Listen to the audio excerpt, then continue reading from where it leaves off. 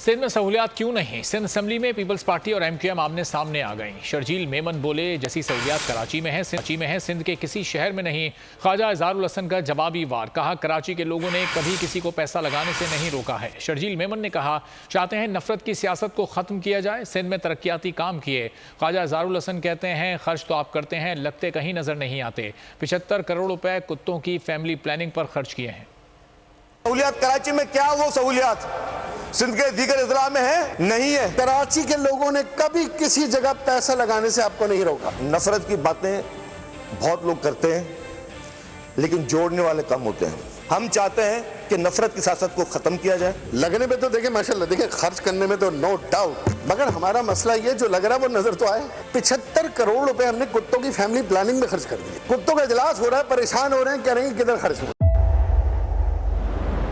तेज हवाएं, समुद्री तूफान के खतरात, लेकिन इन सभी मुश्किलात से निपटते बोल निभा रहा है अपने सहाफती फराइज।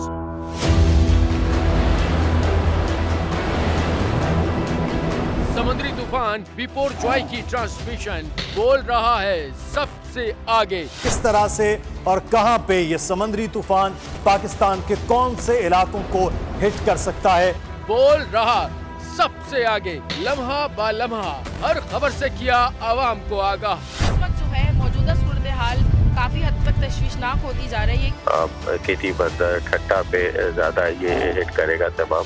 57% आवाम ने देखा बोल की स्क्रीन पर, क्योंकि बोल है सबसे पहले सबसे आगे। सब्सक्राइब करें और बेल दबाएं ताकि कोई खबर रह न जाए।